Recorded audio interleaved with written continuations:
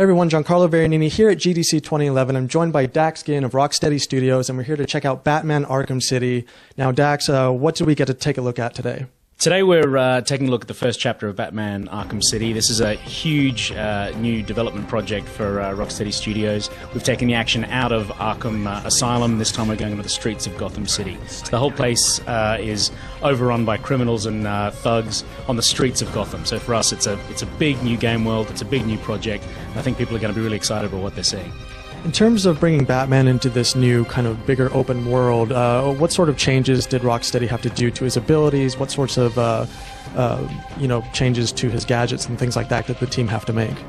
It changed everything. The experience that we created in Arkham Asylum was very intense, very atmospheric, but pretty internal. It was hallways, it was corridors, it was rooms.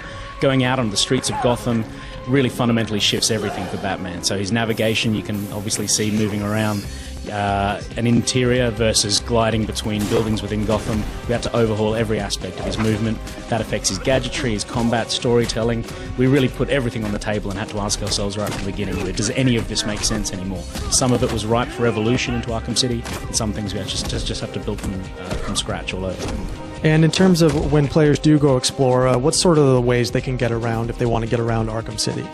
The focus for us was making Batman, the caped crusader, the navigation system that he has built into him, just with his cape and with his pace, that gave us a load of potential for just awesome navigational gameplay. So the game world is big and open and sprawling, and the priority for us was just to make sure we give players that kind of experience of running off a rooftop, powering down to the street, using a power dive, gaining momentum, picking that up into a glide and then carving between buildings within Gotham. That feeling is just totally awesome, and we think people are really just going to get off on just moving around the game world. We've put a load of work into it, and I think it's really, really sweet.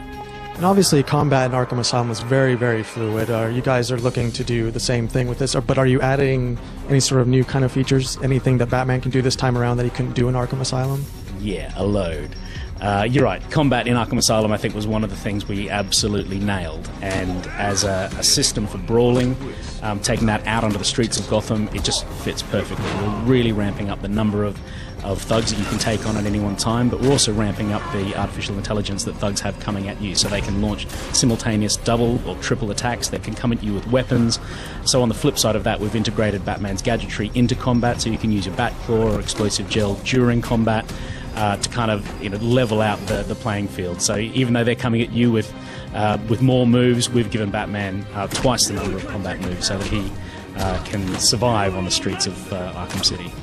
It seems like with Arkham City too that you're bringing the bosses a little bit closer in terms of being able to interact with them. Yeah, I mean, our attitude towards all of the villains within Arkham City is to really think about what they would do in a place like this.